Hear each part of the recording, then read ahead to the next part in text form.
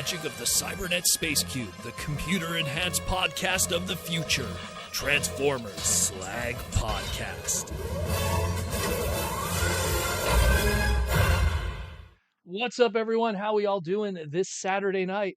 It's a Transformers Slag Podcast Saturday Night live stream main event. I'm your host, Proto Man. I'm the face that runs this place. I'm the voice you hear Monday to Friday, and it is Saturday. And what a Saturday we have today. Quite a bit to talk about. Got to see a lot of cool stuff this week. Didn't get much stuff in the mail, though, oddly enough. Nothing showed up. But we have a few things we'll still talk about. Quite a loaded week indeed to cover, especially from the expensive side of things, of some of our big boy items and everything like that. Who's in the chat today? Let's take a look. Let's see who's in the chat. So we got some YouTube members and some Patreon people. We got Patrick Brown. We got Timmy K. Esquire. We got Roman. We got Will Murphy. Patrick Brown, I mentioned. Where's he? James is here too. Ashnut is here. Brainstorm is here. Nice to see you, Brainstorm. T-Formers 2002. Princeton Phalanx 59. Talib is here. Bigham is here. Some of our patrons are coming in, like David Cabal, Tom Laney. How we all doing? Everyone's piling in now. Always at the 8 o'clock mark. Everyone starts coming in. So we're going to talk Transformers like we always do. We got a few topics to cover, some rants, some this and that. A lot of things to talk about. What's up, Joey? One of my patrons. A lot of stuff to talk about. So let's jump into it. And then we'll also take some super chats from the fans. Hit that super chat button, of course. But let's jump into first some updated images. We got some housekeeping here from the Tokyo Game Show. In display, a in-hand painted prototype of their Synergenex upcoming Capcom crossover Monster Hunter X Transformers. The Lyoleus from Monster Hunter, Lyoleus Prime in this case. And not too bad, in all honesty. A lot of people have been speculating, and I'm pretty much leaning to believe it, that this is a extensive retool of the Air Razor mold. Quite extensive. You got to make some use out of it, that's for sure. Not seen in the hand-painted prototype that was shown at Tokyo Toy Show is, of course, some of the accessories. We got a Rakdos Ruby that's making the Matrix of Leadership there. We got some weapons and accessories. Looks pretty good. The images, obviously, at the bottom were the CG mock-ups. The images on the top are the hand-painted prototypes. We don't know the true hue just yet. The general consensus is that this is a large Voyager class figure. The little cue card at Tokyo Toy Show says that it's going to be 7,150 yen, which comes to a little bit under $50 USD. So we're in that like leader class price point, but it's a large Voyager, so it doesn't sound too off in my opinion. And again, that's the price that is obviously being asked in Japan. If this shows up on Hasbro Pulse, it'll probably be cheaper anyways. So pretty cool. Otherwise, the pre-orders for this have dropped now as of today and is planned to ship out July 26, 2025. No word yet from a Hasbro Pulse pre-order, but on the Japanese side of things, pre-orders have began now. So check that out if you are interested in Monster Hunter. Really good series, celebrating their 20th anniversary, along with Transformers with their 40th. Really dig it. I like what I see. Great series, too. Now let's talk about the Target Fall Geek Out, or the anti-scalper geek out, although maybe not so much so in the case of that Wolverine on the left. That thing got sold out instantly again, the second time. And the Rogue, let's not even talk about how much, X-Men 97 Rogue goes for on eBay. Woof! Jeez, you people are sick.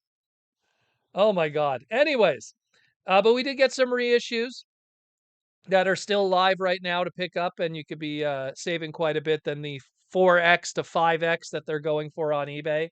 Studio Series SS51 Deluxe Class Dark of the Moon Soundwave going for $24.99 instead of $100, 120 on eBay. And Studio Series SS, I believe it's 61 or 66 liter class overload from the Constructicons. Again, $54.99 instead of the $200 on eBay. So if you have not picked these up, they are available right now. Looking pretty good.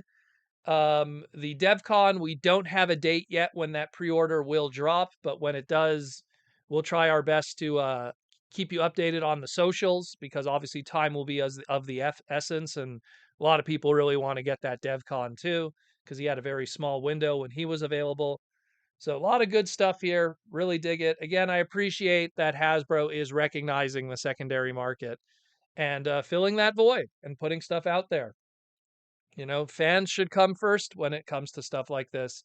And Hasbro knows it. If they could get that money instead, they'd rather get that money instead. I mean, look at let's not talk Transformers for a second. It definitely paid off for that Wolverine. You know, it definitely paid off for that Wolverine. That sold out very quickly. So we'll see how this all goes down. If this is a successful move, they'll definitely do more of it in the future. What's up, David Cabal, Cringe McCringle, and Rodimus Power? How y'all doing? How y'all doing? So, yeah. Now, this one, I don't want to show too much of it. I've been, you guys know I'm a trading card collector. So the company KU, this is a hot rod card that they did quite a few years ago. They did a Transformers 1 card set.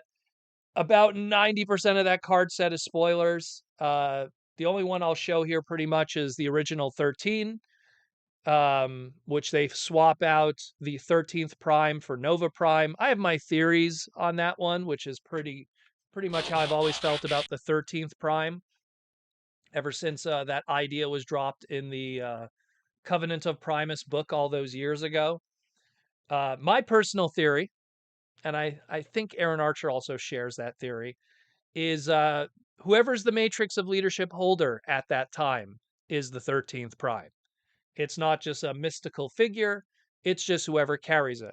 So Prima was the first, gave it to Nova Prime, and then depending on what continuity you go to, let's say Sentinel Prime and Generation 1, you know, and then Optimus Prime is technically the 13th Prime, and then Rodimus Prime is technically the 13th Prime, and then when the Zodiac was merged with the Matrix, then Star Convoy was the 13th Prime, and so on and so forth. Technically, dare I say, for that brief moment that the unworthy Ultra Magnus held the Matrix, maybe he was considered a 13th Prime. Probably not, but so yeah, here's our 13 Primes. I don't want to go too much deep into it because there still has been a handful of people that have not seen Transformers 1. But the card set by KU or Caillou, depending how you want to pronounce it in Chinese, Mandarin specifically in the mainland. Um, fantastic movie. A lot of cool stuff. A lot of cool stuff. A lot of cool stuff. That's all I'm going to say for now. But speaking of card news, we also have the Dynamite Transformers 40th anniversary trading card set. We talked about it earlier this week. Man, they are crushing it on the Kickstarter. Expected goal was to be like a little bit under 19,000. They're already at $163,000. 631 backers. Thank you all who have backed this. I've been kind of helping a little bit with this project behind the scenes, and here's some preview cards here: the Optimus, the Megatron, all of them. Stretch goals have been absolutely crushed. The first and second stretch goal. So the stretch goals is if you back this, you also get bonus cards that come in an 80s style with the old school card stock on the back. There's one more stretch goal left. 198,400. You could probably guess 1984 on that one, specific number. Yeah, let's just say certain hot rod might be the stretch goal on that one. I'm just saying.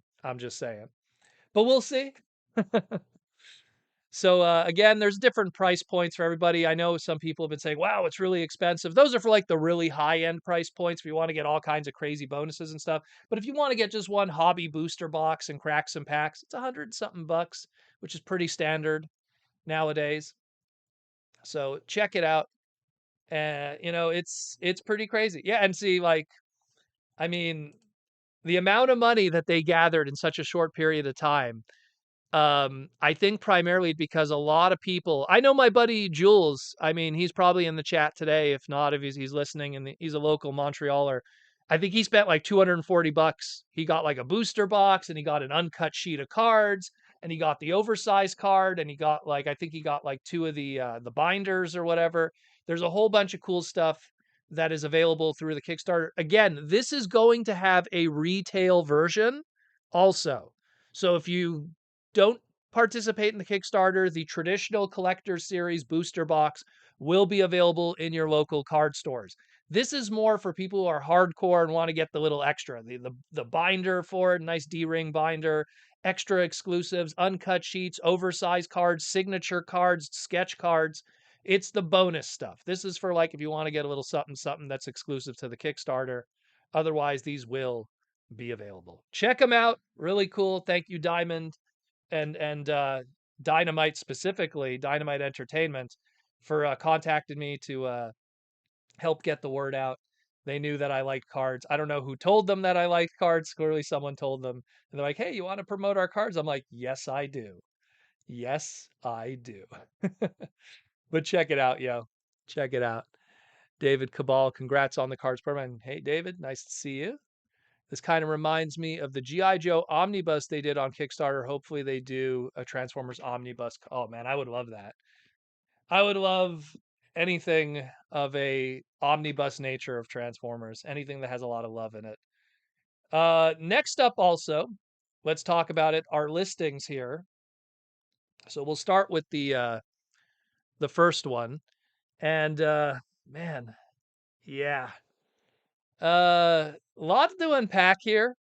So we got these all come courtesy of JT Prime 17 through the different computer listings. And we have Target exclusives of our Gamer Edition War for Cybertron, Optimus, and Megatron Voyager classes getting some kind of variant. I don't know what that variant is. Could be black repaints like I show here, which were the dark side repaints as they were called in Japan.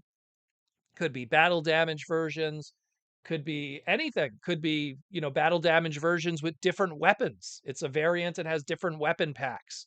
That'd be kind of cool because it's all about the interchangeability of the weapons in relation to the game. So that'd be pretty awesome if that's a possibility too. We will see what happens with that. Speaking of also video game related, we also have the Bullseye SS Dev.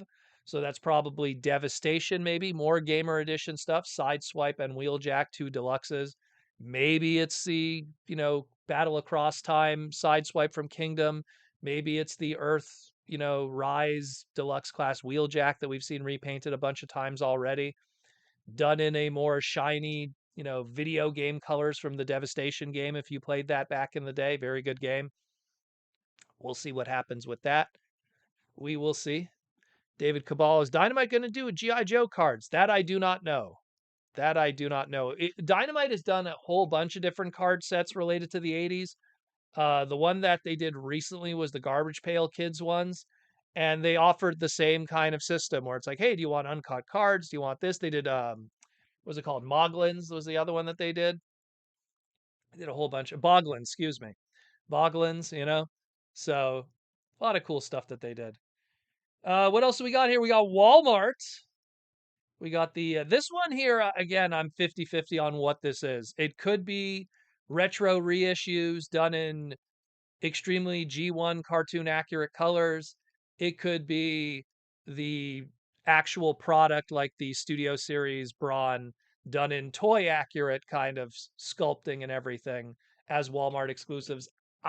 Part of me leans more towards the G1 toys 84 85 just because Walmart historically have been doing these, retro reissues and doing them for quite a few years now, where the anime accurate takings of Studio Series toys seems to fall more into the Target kind of exclusives. Like if we think about all the ones where they took Kingdom toys or Studio Series toys and repainted them extremely screen accurate, that's more of a buzzworthy Bumblebee Target kind of thing.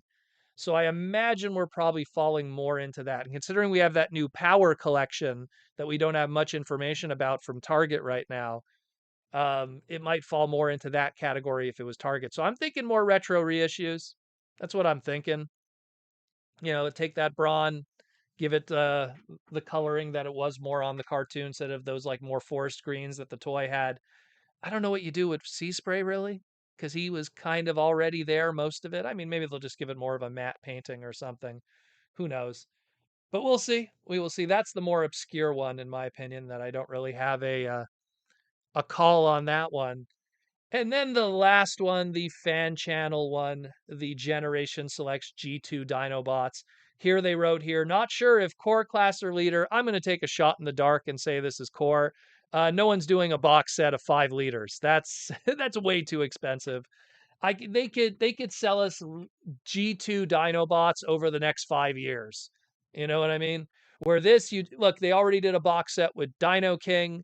We're probably going to get some kind of box set at some point done again with just the core G1 Dinobot colors and a G2 color. You just grab what we got here. I'm showing it here on the side, G2 Grimlock in blue. You do a maroon Snarl, a green Slag, and it's got to be a green Slag, let me tell you, because you got to do it because we do the green Slag, and even the TFCon exclusive back in 1997 was a world's smallest green Slag. So you got to do the green Slag. That's where it's at, yo. That's where it's at. But yeah, you do the green Slag, you do the maroon Snarl, you do the unreleased, never happened before, so now's the chance. Green Swoop, you do the orange Sludge, and then for for Scar, hmm, I don't know about that one. I put pink here, pink with some weird neons. It's a lot of different ways we could interpret that one, but I think maybe we could go with a pink, a wacky neon kind of 90s color. Maybe a neon kind of yellow, who knows? But definitely something. But I dig that. Got to do something with that mold. They already did the Dino King, which was the one we were all expecting from day one once we figured out how that Volcanicus setup was going to be. The world's worst kept secret, as I like to call it. But the the G2 one is nice and welcome, and I look forward to it. I look forward to it. Decepticitty, what's up, Micah?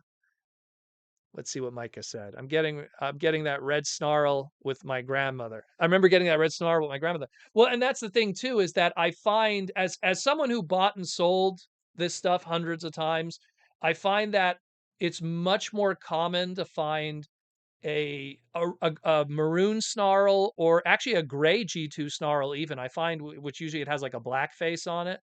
I find those are much more common than the green one. And it's the same thing. You're more likely to find a green Slag than a gray Slag or a maroon Slag. So I'm just going with what most people are familiar with, and not to mention just my own personal bias of what I feel would probably work best from a coloring standpoint. That's just what I think. Let me know what you think, but that's what I think. Looks good to me. I'm excited about it. I hope they do it in a nice box set. That'd be cool. And then last but not least, let's talk about our Commander class and our Titan class. So, Transformers 2025, Age of the Primes. Let's get into it. We got our Commander class, Aerial Bot G1 Silverbolt, and we got our Titan class, as they listed here, Star Optimus Prime, aka Star Convoy. So let's start with the Silverbolt. That one, no surprise. I mean, I had it figured from day one that it was going to be the commander class, and they'll just like, they need to have that extra parts and pieces to build out that commander class. Well, that's where you're going to have that, landing mode. I guess we'll call it the landing dock mode or the landing port mode. They'll do the exoskeleton thing like they did with the Motormaster, and maybe they'll do G2 colors later. They'll do just fine with this. What do they do afterwards? I don't know. I mean, we've kind of entered this weird phase. Like after, like, look, when we got Commander class and we started officially with Jetfire, yeah, he got his repaint in Shattered Glass, but every other Commander class, where's our repaint of Skylynx? Nothing. Where's our repaint of Rodimus? Nothing. Where's our repaint of Motormaster? Yeah, we're probably going to get a G2 repaint of that one. Where's our repaint of, Armada Optimus Prime? Yeah, maybe we'll get a repaint of Armada Optimus Prime. Maybe it's too soon right now. But Commanders really haven't had repaints in their history. And while this guy here has a G2 repaint built into him, much like the Motormaster, we will see how that goes down. But I mean, I'm pretty down for it. I like it. Landing strip. Yeah, that's probably the better term for it. Landing strip mode. Although it's like a launcher too. If you've messed with the original, it has like a launching kind of gimmick where you kind of like push a piece and it just goes, just knocks the figure forward. Even though the kind of the launching pad goes down, so it's more like for a car or something in a Scramble City kind of way. But yeah, the Jetfire repaint because we had the Shattered Glass one, the black repaint. That was the closest that we had to like a commander class getting a repaint. Timmy, that's kind of it really. So Hasbro, I guess, when it comes to those bigger price points, it's kind of risky. It's kind of the same way how, here we got another big boy in that of our Titan class. And this one, I mean, I don't know if you could see it. You can't even see him. It's getting covered here, but you know, Star Convoy is a big guy. He's a big guy. But is he a Titan class? That's a whole other conversation, you know? He's someone that, yeah, he becomes a city for Micromasters, but Micromasters are tiny to begin with. So it's something that it works in that kind of scaling. But as a Titan class, I don't know. I mean, I'm hoping that there's more in that box that makes sense, that there's other characters and extra figures. Uh, again, people who saw my segment, Lizard Sphere X is mentioning it too here in the chat, YouTube member. Um, I would have went with Grandis, but I understand why not to do Grandis in the sense that no one knows who Grandis is except for the hardcore of the hardcore. I mean, Grandis to me is a city former, and it'd be so cool to have a Grandis with a working elevator and all that kind of cool stuff. And not to mention, Grandis also has kind of landing pads and everything, which would be kind of work well with the aerial bots. But you know what? They want to go with Star Convoy. They want to go with an Optimus. I get it. I just kind of hope that it's pad. Maybe it'll come with a Road Fire for people who know who that is, or maybe it'll come with, I don't know. Maybe it'll come with geez, like, maybe it'll come with Grandis and they'll make Grandis a commander. Like it's just, to me, it's just it's going to be really big if it's just Star Convoy on its own. Either that or they shrink down our Titan classes and we're getting a smaller Titan. I don't know. Like I said before, show me it and then I'll understand, but what I'm envisioning in my head doesn't seem to work out so well. Kaz with the $5 super chat. Some people said some people said that HasLab Omega Prime is too niche for retail, so it required crowdfunding. What? How was Omega Prime too niche? Yet here we are with a Titan class Star Convoy who is even more niche. I mean, that doesn't make any sense. Omega Prime is an Ultra Magnus and a Optimus Prime. If you could have a movie Optimus Prime and a Jetfire combined to make Jetwing Prime, I mean, I don't know about that. I think that would just be making up stories in a lot of ways to justify things from the fandom. To me, it's just I need to see it. I need to see it. I think that the listing is selling us one thing, but maybe there's more here going on. If they put two commander classes in a box and it's labeled as a Titan class, and we get a Grandis and a Star Convoy, that would be awesome. I would to get an updated Grandis. That's like Derek Wyatt's dream because Derek loved Grandis and Doug Bass. So like, oh my goodness, that'd be so cool. And Grandis, I wish I could see everything's covered. Unfortunately, that whole section of the display because all my like other stuff is over there. But Grandis is another one too. That's just so cool. And I mean, I think I'm thinking in 3D here. So the belief is that we're seeing a return of mini cons. We'll start with that. There's a rumor that we're going to have some kind of mini con price point going into 2025. And if there's some kind of mini con price point, then a Micromaster mini con esque kind of support from these kind of characters because Star Convoy debuted at a time of mini cons, excuse me, of Micromasters going up the wazoo. It actually started with Zone in Japan, but there's a lot going on there. A lot going on there. Good old Doug Bass. I have Doug Bass too. I probably should take some nice photos for the Instagram. That'd be pretty cool. But yeah, again, I need to see it. I have a lot of questions. A lot of questions. A lot of questions because it's so bizarre. It's such a bizarre choice. I mean, there's so many other things I could have imagined being a Titan class before this one. Like this was definitely not on my bingo sheet. Let's put it that way. Commander, 100%. Yeah, sure. You know, and again, the Generation Selects one that we got from Japan not too long ago wasn't too bad either. So it's interesting that they're revisiting that so soon. But look, it is what it is. I don't know. Maybe they'll have an excuse too to re-release the Super Megatron that we got. That was a pretty good toy, also. I'm pretty sure people would like that in retail. So you could have the Super Megatron, you could have this one, although the Super Megatron would be painfully out of scale. You'd have like that little Voyager Super Megatron with this Titan class, which is again so wild. Like, I mean, if they do this as a Titan class, if we get a Atlas, does that mean Atlas has to be a Titan class now? Like I don't get it. So I don't know. There's again, there's probably something I'm missing here that's not being like shown up front unless this is really small. What's up, Michael? But we'll see. We will see what goes down at the end of the day. I don't know if Mark is in the chat here today from Hasbro. I'm pretty sure he can't really talk about it because it's so far in advance.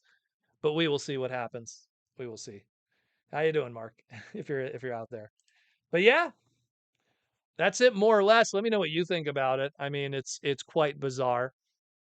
The only other thing I kind of really want to talk about in some sense, and I feel like I might even do an individual segment about it maybe next week when we're like, is just kind of the performance right now of our movie. You know, it's been quite disappointing. Is it an amazing movie? Oh, without question. Easily one of the best Transformer movies ever made, and that includes the 86 movie. It's incredible. It's amazing. But it's also a learning moment for the people at Paramount that you have to be very careful how you market your movies in the future because a lot of people who are casuals, keep in mind, and this is something that I can't stress enough. I can't stress this enough. We are hardcore fans. And us hardcore fans, we have to divorce the way that we think compared to the normies, compared to the casuals, compared to the moviegoers who don't care. They see a sorry, drop the water there. They see one movie trailer, whether it be during the Super Bowl or whatever, they see one movie trailer and that's their entire opinion of something because they're just going to see that one trailer. And that very first trailer that we had for Transformers 1 conveyed a very different movie, more comedy, more silly, dare I say, almost a kid's movie. And they're not searching out, the second trailer, the third trailer. They're not searching out clips online when they're watching late night TV. They're not concerning themselves. Oh, the voice of Megatron's going to be on Jimmy Kimmel. I should check that out. No, they don't care. It's all they're flipping channels. They're probably not even watching traditional TV anyways. They're flipping through TikTok. So We lost that audience right away from the get-go. They saw that one trailer and they went, I don't know. I don't know. And then they moved on with their lives. That's it. That's it. Someone that isn't a Transformer fan moved on with their lives. Now that sounds silly, but keep in mind, 2007 movie, 2009 movie, Revenge of the Fallen. A majority of that audience were not Transformer fans. They were moviegoers. They were curious. They wanted to see things. And we lost that audience through this trailer. The marketing was not good. Not good at all, and it hurt it a lot. Whoever decided to make that cut of that trailer probably should not be in the marketing part of the movie industry. Whoever you are. Wasn't really a good take. And so much so that despite the fact that this movie cost absolutely nothing to make, it was easily the cheapest Transformer movie to make out of all the movies in the modern era, going all the way back to 2007. I'm not going to count the 86 movie, whole other different era. But considering that it was only $75 million to make this movie, and we're struggling to get to that, we are in trouble, my friends. We are in trouble because let's be real, at the end of the day, Hasbro and Paramount are only going to look at the numbers. They don't care. Oh, 98% fresh on Rotten Tomato. Everyone says it's the greatest Transformer movie ever made. All of these words don't mean nothing to them. All they care about is money.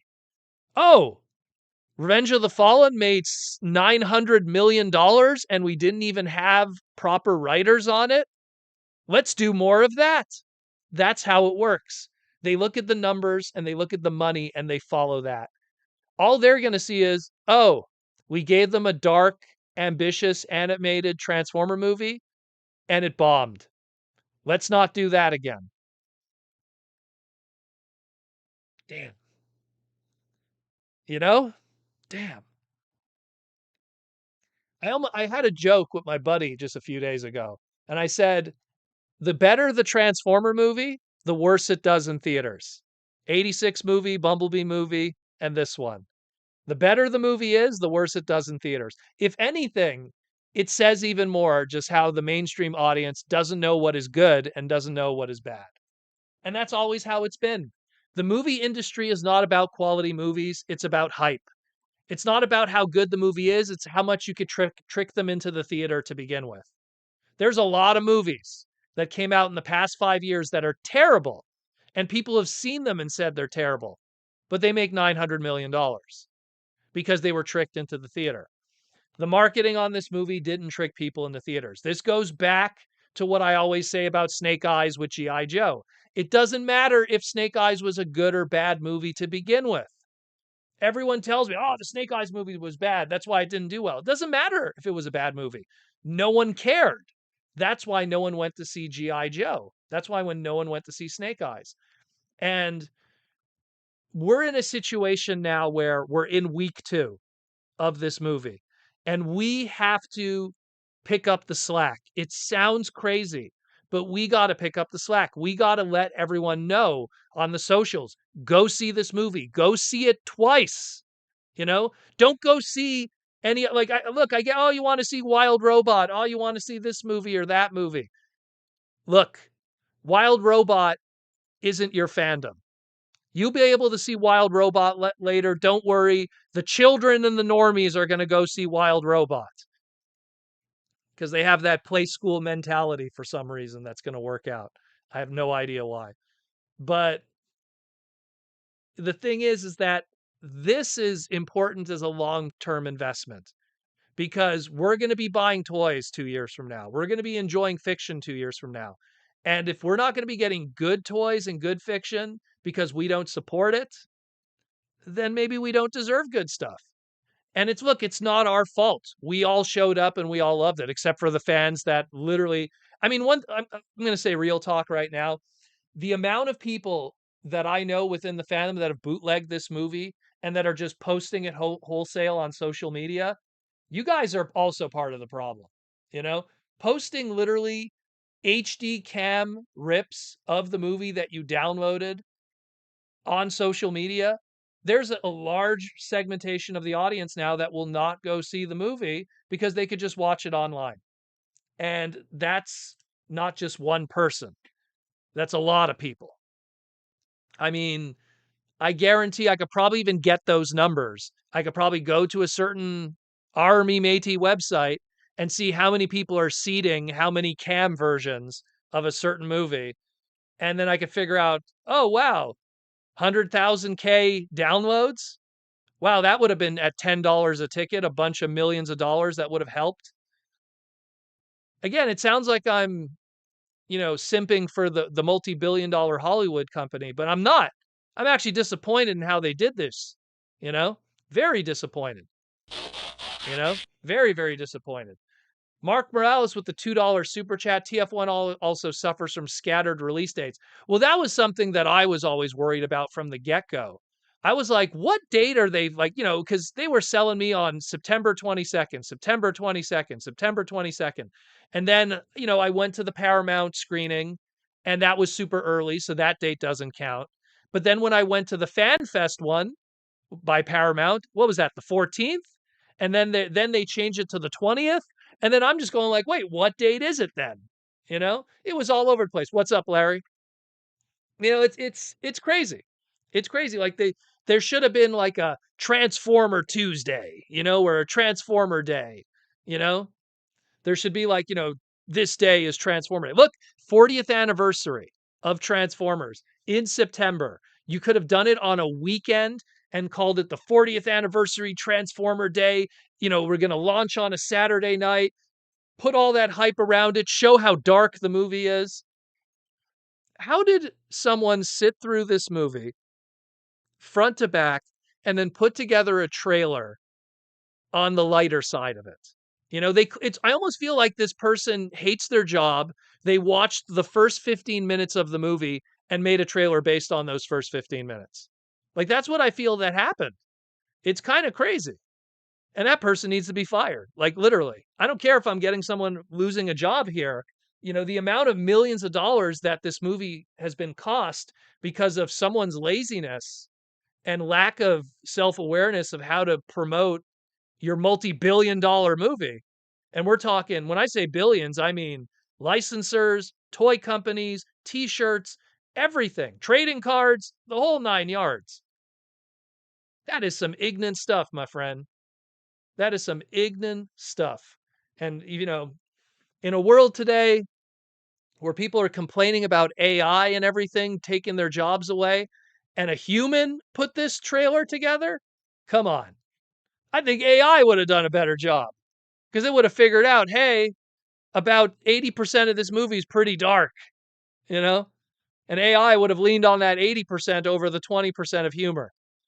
Not everything is Bumblebee and Badassatron. Lizard Sphere X, people just don't care. Too much apathy for art these days. Well, I've always said people who don't have talent cannot, you know, relate with people who are creative. It's just it's a deep separation that exists. As someone who worked in the comic book industry and saw how writers and artists, when they would talk to, let's call it the suits, and how separated they were from the art of it and how they didn't care, was insane that they even were in the same industry. So, but that's a whole other deep conversation I don't like to get into because there's names that could be figured out very easily. Eyes on Ace, the whole hype for the 40th anniversary was lacking from Hasbro with the figures. They could have had pushed it better. Well, I mean, and it's not me just being biased because me and Aaron Archer do stuff together, but I mean, when we had the 30th anniversary, there was a big push. Thrilling 30 was a big deal. We had the debut of Titan Class with the Thrilling 30. There was a lot going on during that time. There was a lot of brand new products. Each figure came with a comic book. Like it was a big push during the Thrilling 30. And then, you would think the 40, just as nice a round number. Um, but it's hard to blame. It's hard to know who to blame, really. Maybe, with the passing of Brian Goldner, and the fact that a lot of stuff is planned 2 years out kind of affected things. I don't know. I can't figure it out. I wasn't there. I'm just trying to understand why decisions were made, at least in the case of this movie. And it's a shame. It really is a shame because this is such a fantastic movie. Such a fantastic. This is what we've been asking for forever. Forever. This is what we've wanted from day one. This completely washes away those Michael Bay movies and the Travis Knight one. You know, look, you like Bumblebee, that's fine, but this just destroys even Bumblebee. Fantastic, fantastic movie, and it is not going to do well. Judging by the momentum here in these numbers, and Chinese people who have already said that their theaters are pretty empty too. Oh boy, when you got 4.4 billion people and they're not showing up, I don't know, man. I don't know. And now we're going to have a G.I. Joe Transformers movie afterwards. Woo! Maybe we are entering the dark times. We got a super chat from Anthony AA for $5. Thank you, Anthony. Loved the channel. Just came back with my 4-year-old and loved it. Even got scared at some of the scenes, as I imagine so for a 4-year-old. Again, it's a dark movie. And that moment Prime was put on his faceplate. Well, you know what?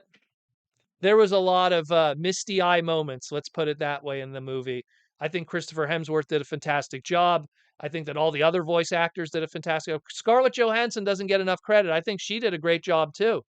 You know, she wasn't even part of the whole media circuit. Maybe she should have been there. Granted, I know she's filming another movie at the same time, but you know, it's not to say the voice actors didn't try. They did a good media loop, really trying to promote this movie.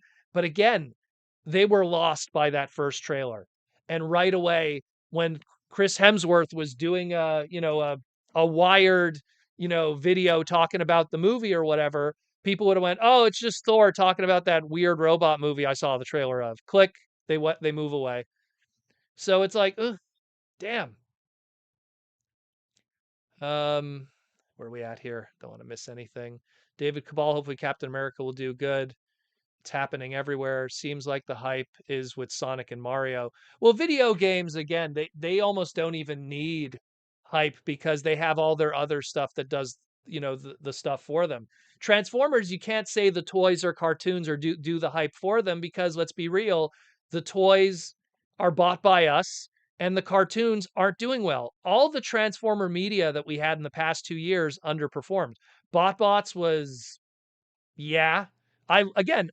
This does nothing to do with personal feelings. I'm talking about viewership and people actually moving the needle. I liked BotBots, but yeah, no one watched it and there was no toys. But like very bad timing. Earthspark just pooped the bed. I mean, they're going to complete the second half of this season 2 on Paramount, and then that's it. That's done. We're moving on to whatever's next. So yeah, and that didn't do well either. Got a lot of negative controversy. A lot of people didn't like it, and it didn't get the viewership, and it got canceled. So it's another one too, where it's like the cartoons aren't doing the advertising for the brand. So what is? And Mario and Sonic, they got their video games that are constantly, doing all the work for them. A lot of super chats coming in. Let's tackle those. T-Formers 2002 with the $5 super chat. Atlas was only slightly taller than Victory Saber, so they could gamble on a Titan big powered set. That would be cool. They might sell better than them individually. I would like that, but again, the fact that it's not labeled as a combined, the fact that it's just Star Optimus Prime and not like Star Optimus Prime Grand, let's say, or Grandis or whatever name they'll use. That's what has me worried, that it's just an Optimus in the box. But we'll see with the Titan class. Hopefully, again, show me, don't tell me, show me. John Decker with the $5 super chat. Love the movie, but even as Transformer fans, the first trailer had my interest close to zero. Well, there you go. Was more excited for Sonic 3 because I love my boy Shadow. Well, and again, and the Sonic trailers, look at that. They put out the first. Remember what happened with Sonic? They put out that first trailer, and it got a whole bunch of negative reception. Everyone's like, oh my God, Sonic looks terrible. They went out of their way to rework the entire CG, and then they put out a new trailer, which better sold the movie, and then people showed up. You got it, like, geez, you got to pay attention to this stuff. You know, you got to pay attention to this stuff. Very silly. Very, very silly. Francesco with the gold super chat. Did you watch the Vince McMahon documentary? I watched the first 3 episodes because that's all I was able to fit in my schedule. I will catch the last 3. I believe it's 6 in total, correct? Soon. Um, it's so far, and again, don't spoil it for me, but so far, watching the first 3, I have a theory they're building him up because they make him sound like a sympathetic character. Oh, he did this. Oh, he had to go up against impossible odds. A lot of stuff I already knew about the man from different documentaries that were, dare I say, WWE funded to begin with. But I feel like they're building up him up before they take him down in the second half of this. That's just my take. I love how Bret Hart, being Bret Hart, is uncensored as always. God bless him. He's the best. He's the only guy that's never changed his tune and never will change his tune. And that's a man, my man. But I've seen the first 3 episodes, and it's pretty good though. It's pretty good. It's very honest. I learned a few new things here and there. I like that Dave Meltzer, who, in all honesty, is a pretty polarizing figure in the wrestling industry. I like that he was there just kind of just being a historian and not being a facts dude. Oh, this is actually what happened. He was just there to be a historian, and he did his job well. Mm. But I liked it. I liked it. It was good. It was good so far. So far. I'll see what the second half is when I find time, maybe later this week. Try to squeeze them in. Between video games, between working on the podcast, between work, between everything, it's hard to squeeze in everything. Not to mention, I've been playing a new game on the Switch that's been eating up a lot of my time too. So, a lot of good stuff. Chuck Erickson with the $5 super chat. Entering, dude, we've been in the dark times since Age of Extinction, Bumblebee, and 1 are bright spots in a long ass storm. Well, when I mean the dark times, I mean, you know, fictionally, because I like to feel that during Age of Extinction, Bumblebee, and those 2 movies specifically, we had a very good TV series. I really liked Cyberverse. Cyberverse was actually pretty darn good. My only complaint with Cyberverse, it was too short, both the episodes and the runtime. But otherwise, around that time, the comics were still pretty good. The hit or miss here and there.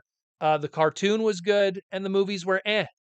But now we're in a situation where the cartoon is kind of waning, the movie is waning, and at least the comics are good. What Skybound's doing right now is fantastic. So at least we're 1 out of 3, which is still a fail in my opinion, but we're 1 out of 3.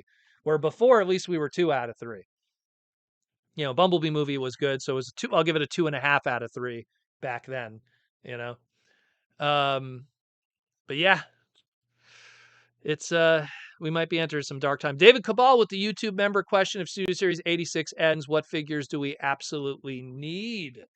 Well, do you mean that are part of Studio Series 86, or what we'll do after that? I know Evan said that all those extra characters in the back of Transformers 1 could fill out an entire Studio Series line itself. So that's one way to look at it if you're looking for that. Otherwise, I mean, you don't have to just stick with characters that appeared in 86, the movie. I mean, hey, let's just do better versions of other characters that appeared in G1 in general. Use that 86 monarch to just like, hey, let's do a proper Goldbug. Let's do a proper this. Let's do a proper that. That's one way to tackle it. Do a proper exosuit. Primetime Stephen Joyce. Haven't seen you in a while, Primetime. Saw a movie today and only 3 people there. We need a Thunderclash Commander class. I still stand by the Thunderclash Commander class could be done as a retool from Menasor. Not Menasor, Motormaster. That's a matter if they do it, though. We don't have a Thunderclash trademark, unfortunately. We did at one point many years ago in 2009. It had since expired. So unfortunately, that's not the case for the time being. We'll have to wait that one out. We got another gold super chat 27.99 from the Twins Corner. How you doing, Twins? Delta. Um, if Hasbro is willing to make Star Convoy, in your opinion, does Megatron Galvatron from RID 2001 have a chance to come as well in the next few years as a Titan option? I mean, I feel that's something that's also could be. Well, I'll finish your thing here. Many more ships. Axelon Darkside saw T1 15 out of 10. I'm with you on that one, definitely. Your first part, I feel if we do get a Gigatron, aka RID Megatron, you could do it as a. I mean, if you've messed with the Magmatron, you could already see the parts and pieces that were put into that, and I could see totally a Gigatron being a commander class. Like it just works. It just works. You could totally get away with that. Um, in the second part here, the ships for Titan classes, that's what I've been saying. Axelon, Darkside, do the Beast War ships. Those are fun. You know, they got their Sentinel on there, so you have turret guns on there you could do. You could have all kinds of fun little stuff you could do with that.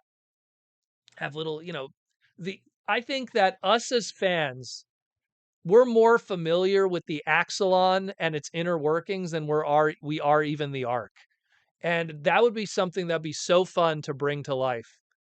It'd be really cool. Now, what character do you do out of that? You could turn the Sentinel program into an actual character, not Sentinel Prime, but like the Sentinel program. And, that'd be pretty awesome. That'd be pretty awesome to see. I don't know, if they want to do it because Rise of the Beast underperformed and at the same time, the Beast Wars reissue line didn't sell well either, and a lot of it went on clearance. So maybe there's some kind of bad blood with the Beast era, which is kind of a shame because it's the best era in my opinion in terms of saving the brand. But we'll see. We'll see. I would like personally to see the Axelon as the next one, but I guess timing is everything too. Maybe 2026 they'll do it for the 30th anniversary. Excuse me, the 40th anniversary. Geez, it'll be 40. Oh my God, imagine. It'll be it'll be the 30th anniversary of Beast Wars. 30th anniversary Beast Wars, Axelon, 2026 Titan class. Because now we know what our 2025 Titan is. So that's a possibility. Maybe.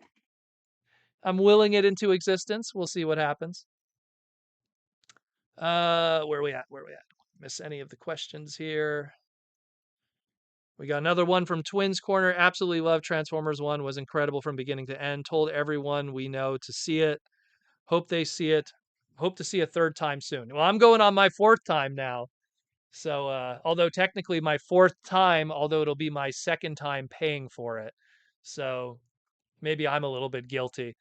But then again, I had the opportunities and I was going to take them from official sources. So, but I will definitely go see it again. I know there's a few people that I want to drag that are outside of my Transformer sphere. I want to drag to the movie to see it before it leaves theaters. So, and it's funny because it's like, oh, but if I see it later, it'll be an empty theater. Well, it's already an empty theater. So it doesn't really make a difference that much. It's kind of sad that the best viewing that I had of this movie, the very best viewing, was that Paramount viewing with all the special effect guys. Like that was a packed theater because it was all the people from Paramount that either worked on the movie or that work at Paramount on other brands. And they just got an ability to see the movie because they were just part of the company. So that Paramount viewing was probably the best viewing that I had thus far because it just was a packed theater and people clapped at the end, like it was a full theater, like, I am Optimus Prime. And they all clapped at the end. And, then before the second the credits rolled, a whole bunch of people in the theater like, no, there's going to be stuff during the after credits. Everyone stay, you know? So it is what it is. It's, the ebbs and flows of any brand. There's the ups and the downs. I'm pretty sure the Marvel fans are feeling it too, like the hardcore Marvel fans, how their movies kind of are going up and down right now also.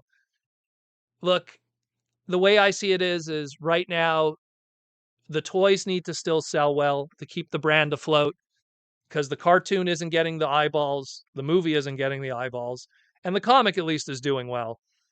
So if we return to an era where it's just the Transformer comic book and toys, which were pretty much the late 80s, early 90s, before G2 came around in 93 and started at least some form of a comic of a cartoon, which was just G1 episodes repackaged. But if we enter that era, then so be it, you know? So be it. And then we'll just need a healing point. To quote the great Dusty Rhodes, famous wrestler, you cannot miss me if I am not gone. And maybe Transformers might need a period of time of separation from the mainstream world. Disappear for a bit, come back after 5 years, and try again. And then make sure that the guy who did the trailer for this movie is nowhere near this brand, and no one like that. Guillaume says, I clap alone in the theaters at the end. It was weird and fun. Oh, I'd do the same, my friend. I would do the same. T-Formers 2002 with the YouTube member question, plus stay for the credits for the banger song. Yeah, man. If I Fall is a fantastic song. I like it a lot. Why lag why with the YouTube member question. My early access screening was only half packed, but the energy was great. Most people clapped and stayed till the end credits. Awesome. As it should. It's nice to hear even half full at this point, which is pretty sad. Cringe McCringle, God, I love that old Dusty Rhodes. Well, it's a true quote, Cringe McCringle. It's a true quote because in the wrestling business, if you overexpose someone, people get bored of them. And then when you take them away, people then desire it. When Hulk Hogan went to WCW and then came back to the WWF after being gone for 6 years, it was a hero's welcome. Regardless of how you feel about Hulk Hogan, literally watch Hulk Hogan's reception in Montreal. I was there in the audience when he returned in Montreal on Raw, and then when he fought The Rock in Toronto. It was insane. Insane. Because he was gone for 6 years. He was down south in another promotion. Where before he left, 6 years prior to that, no one cared. People were booing him. When he won the Royal Rumble in, what was it, 1990? When he pulled Sid out, people were booing him. He knew the writing was on the wall. That's why he left. And that's the truth of the matter is you got to sometimes have a period of time where we take a step back. Think about it. We had Rise of the Beasts last year and now this movie this year. How many times have we had one Transformer movie after another? Never. Never. It was always one movie a year to recuperate and then a movie. There was always a year in between.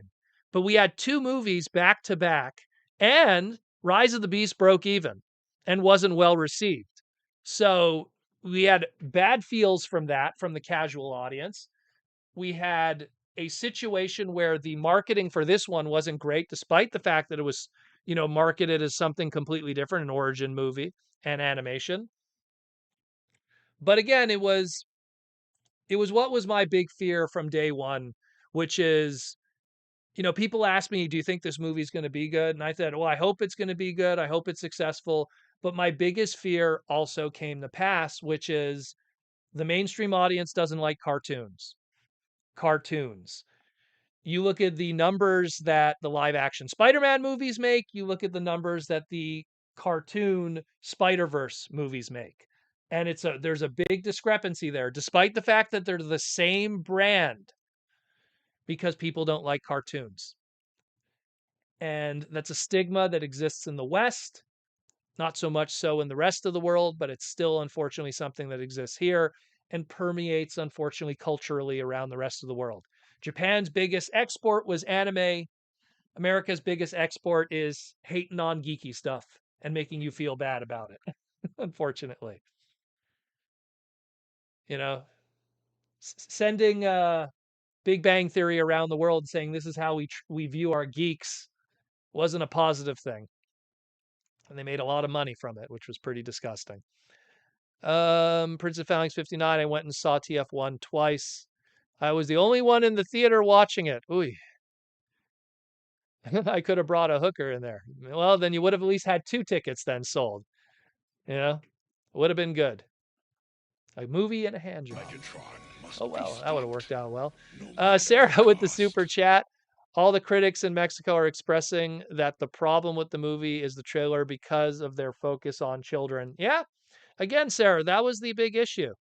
That was the big issue. The big issue over and over and over was that first trailer. Doesn't matter if there was a second, third, fourth better trailer. The first trailer is what the mainstream see.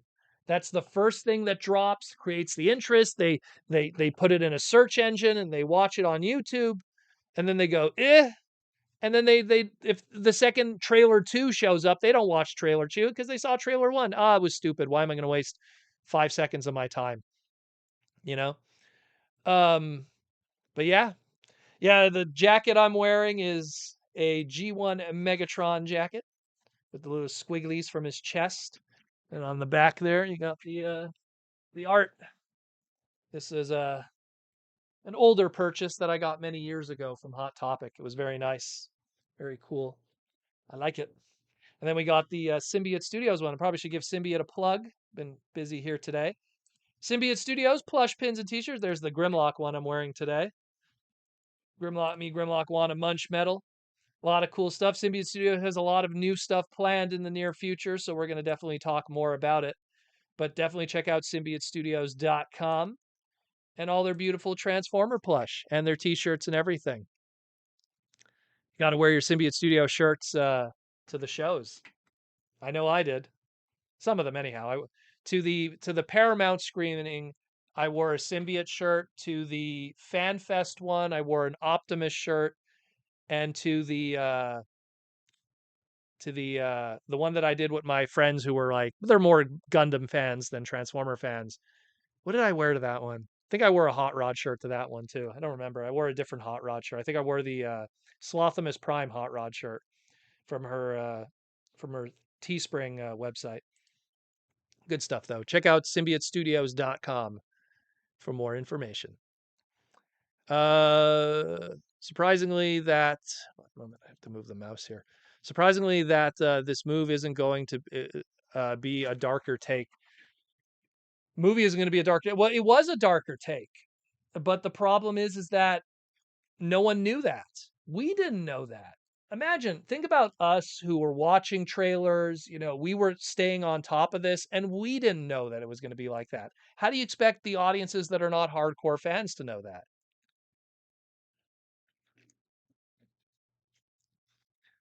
Sarah says, I was talking to my coworker and they loved Rise of the Beast, asking if when to see the one movie. And he told me that because it is the movie about a gay series of Paramount. What? I don't know. I must have missed something there. You might have to specify that a little better, Sarah. I don't know what you're talking about. Ashnote, I have the same jacket. The zipper broke on mine. So it's a winter house coat for me. You could fix it. I don't know. The zipper's bad on these? Doesn't have, it has a double zipper. So maybe you could use that double zipper part. It's cool. And Hot Topic back in the day used to have some really good like jackets back in the day. They had like a really good glow in the dark 86 movie one. There's a lot of good stuff that they did back in the day. Now not so much so. Hot Topic is unfortunately a shell of their former self in a lot of ways. Now it's more Funko Pop than it is geek culture. Same thing with Spencer Gifts. Also used to be a good go-to. Prince of Phalanx 59 should let Takara make the next Transformer show. Well, I mean, if we're going to go to like a more low key time, right? Like I just mentioned, late 80s, early 90s, right? Where from the Western side of things, we just had a comic book and some action figures, and that's all we had. Where Japan at least had the cartoon going with the action figures. And of course, they had their manga that was happening at the same time. I mean, if we're going to go back to that, I don't mind. I don't mind having that more low key era as long as the product is respected. The thing that worries me a lot of times is when you have fragile brands, you have certain individuals that swoop in to try to change things for the worst. And they're people that usually don't what's the word I'm looking for here? Because I got to be careful because I've worked with some of those individuals. They sometimes they're not fans of the brand. They just want to put in their own message and they don't care if the brand burns to the ground because they'll just move on to another brand with their message. It's not so much about Transformers. So they'll come into Transformers, do their thing, and then if it doesn't work, whatever, I burn that down. Okay, I'm going to go to Marvel now and do that. I'm going to go to this, I'm going to do that. I'm going to go to that and do that. So, it's something where, and they only do that with brands that are vulnerable. Brands that are looking for a reboot, are looking for a second chance, are looking for a new direction. And that's way too common now. So it's very touch and go. It's very touch and go. And those individuals, and I've sat in rooms with those individuals, they don't have well meaning intentions.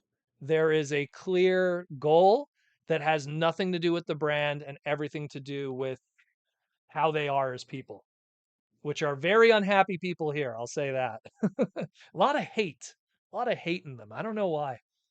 Clearly got beat up in high school and never got over it. You would think if you're a victim, you'd never want other people to be victims. But sometimes if you don't become the hero, you end up just becoming the villain, I guess. That's their origin story. Except for some reason, they're then sold as a hero and brave. Anyways, it's their life. To quote The Simpsons, sometimes you just want to fail. I guess they just want to fail. Sarah from the trailer, my coworker thought that the Transformers 1 movie was the origin movie for, Transformers Earthspark. Oh, not even close. Not even close. And if that's the case, if this was an origin, if this was misinterpreted as as an Earthspark origin movie, and considering how bad Earthspark's press was with the public, not hardcore fans, not with anyone else. I don't want people going down my throat about that. I'm saying, you know, then that didn't help it either, if that is true. I hope that's not the case, but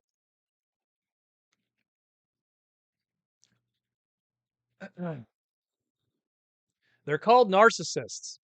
Well, if they were narcissists, then they would be people that also would have confidence in themselves, and that would have probably helped them early on in life. But no, that's not the case. That's not the case. There's so many stories that I don't want to say publicly here because it's just those individuals are still active, working, and I don't need the headache. I don't need the drama. People see what I talk about and then it goes all over the place. So I'm not going to get into it, but it's just, you know, some of the people who get hired to do this stuff and then all you have to do is just read their social media feed. That's all you have to do. And you end up seeing what kind of people they are and it's like, why would you hire these people? Why would you hire these people? You know? But we live in weird times right now. We do, and sometimes, you got to rage against the machine. Where we at? Where we at? Especially when the whole Megatron being good angle in the trailer. Well, again, it's an origin story, you know?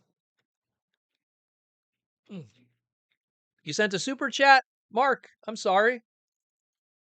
I'm sorry. 1 second. Sometimes everything gets lost. Mark, Mark, Mark, where's your super chat? Oh, there it is. Mark, I am so sorry. I crack open my second water.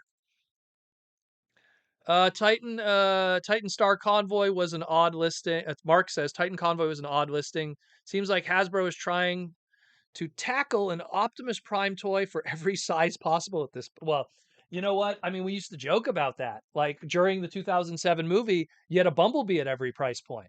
Like they literally, like at that time before Titan existed, we had that ultimate Bumblebee with it lights and sounds and it talks and it moves and it transforms and everything at every price point. You know, the only one that I think at that point we didn't have one at a Voyager scale, and then Dark of the Moon changed that, and then we had a Voyager scale Bumblebee.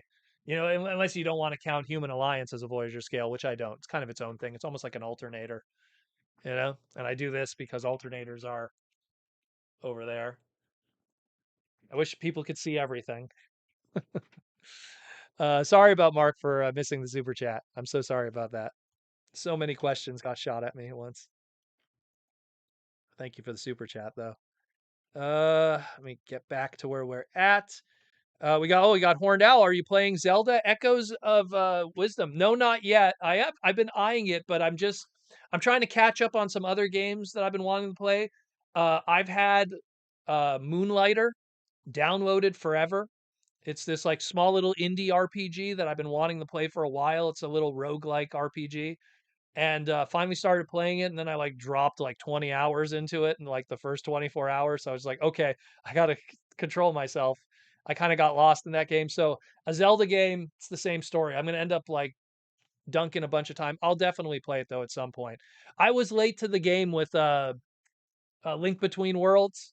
It was the same thing. That game came out, and I was like, "Oh man, I want to play it." And I just never. I bought it and then never got around to it. I ended up playing it like 2 years later, even though I had it all those years, and I loved it. It was fantastic.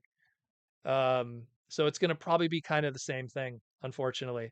Like I'm gonna pick it up because I haven't picked it up yet, and then I'm probably gonna have to like work it in my schedule. I try to fit in 2 to 3 hours of gaming a night. I try to. I don't do anything on Sundays. Sundays is adulting day, groceries, trying to get a bunch of stuff done. Um, so I don't know. We'll see. We'll see. I'll definitely. It does look good. Zelda games are always good, though. Zelda games are always good. But thank you for the question. Let me zoom back here. Make sure I didn't miss anything. If I missed any YouTube member questions, just repeat them. I will try to catch them. Um, Guillaume, we have to count how many Optimus Primes we got in 2024. Well, to be fair, it's a 40th anniversary year, so you're going to use your headliner character that year. If you do it on an off year, then we'll see. Then that's more of an argument. Horned Owl, there's some great indie games out there. I recently played Little Kitty, Big City. I've seen that one too. I think I've seen that one. There's a lot of like, what I'll do is I'll literally go on the Nintendo Switch store and I'll just go through stuff. And then if something looks interesting, I'll favorite it and then I'll come back to it later and then I'll like try to watch like a trailer or like see if there's a review on it. And there's a lot of games. Like I probably have no joke, maybe 20 things that are favorited that I'm like, oh, I'd like to see if it's any good. And then I have like another like 5 games that I'm still waiting to play. I haven't played WrestleQuest yet. I was waiting forever for that game to come out, and then it came out, and I just didn't have the time to play it because other stuff. A lot of good stuff. A lot of good stuff. Where are we at? Sarah, so with those results, we finally are going to have my dark and grim Beast Wars movie, put a suicidal Velociraptor and Megalomaniac T-Rex, or I'm going to have more of Badassatron. Well, I mean, it's like I said before, you know, if Rise of the Beast does well, we'll get more Beast stuff. If it doesn't do well, they go in another direction. I mean, in theory, if this G.I. Joe Transformer movie is a continuation of Rise of the Beast, does that mean Optimus Primal will be there? Or the other Beast characters? Or we're going to see a new fresh cast of Autobots and Decepticons? We will see. And again, will it be, in between, 2007? Is it in continuity? I don't know. I don't know. Continuity is a mess right now with the live action movies, unfortunately. We don't know what's what anymore. Michael Butcher, I was playing Resident Evil 8 last night. I haven't played a Resident Evil game since what was the one on Cube? Resident Evil 5 that made the debut on GameCube. That was like 20 years ago. Lizard Sphere X. Anyone else got their comic figures? I got my Zaron Flame set. See, I'm waiting for that in the mail. It didn't come this week. I was hoping it would come. Super excited about that one. Super excited about that. Why lag? Why? I don't see why the new G.I. Joe movie will succeed. Two brands that no one showed up for in the public eye. I agree. I agree.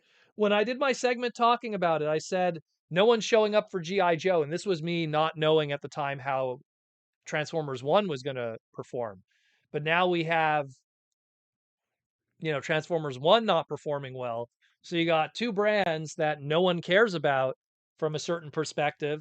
You'd have to, geez, you'd have to get whoever is the popular A-list star in that moment and plant it in that movie.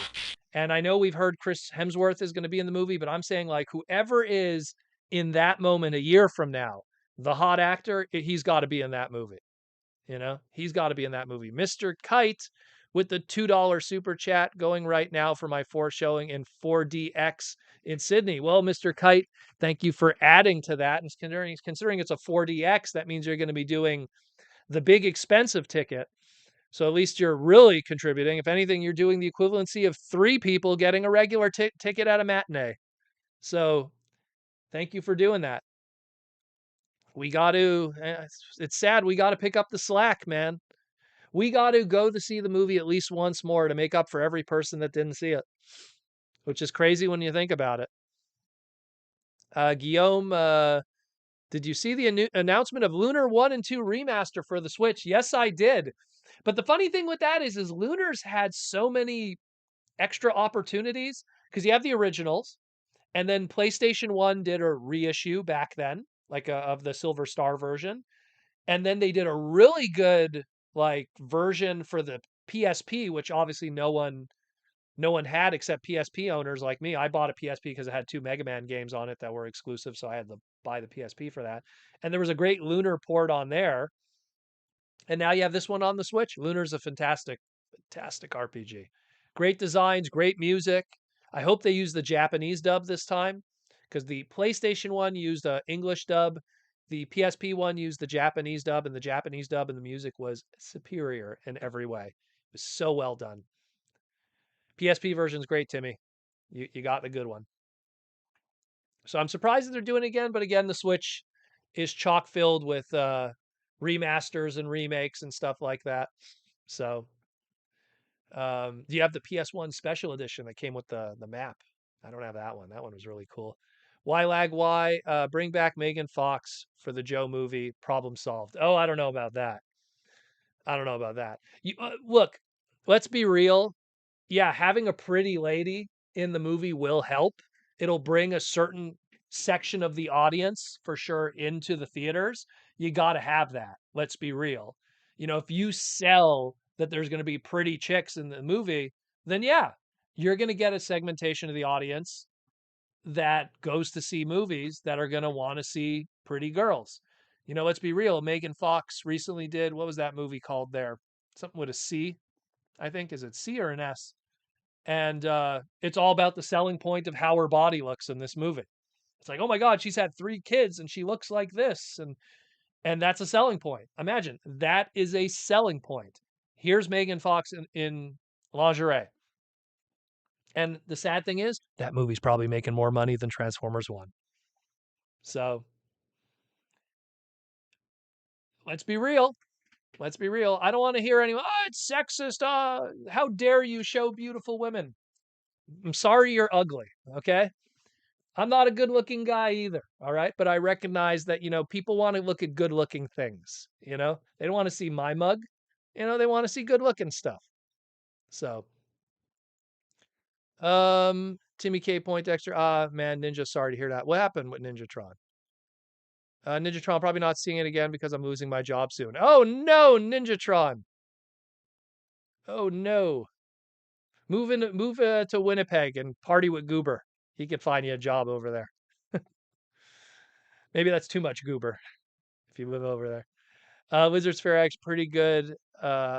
Pretty girls are how I got into anime. Well, pretty girls are how almost everyone got into anime, especially if you got into it in the 80s and 90s. Timmy K, true story lizard.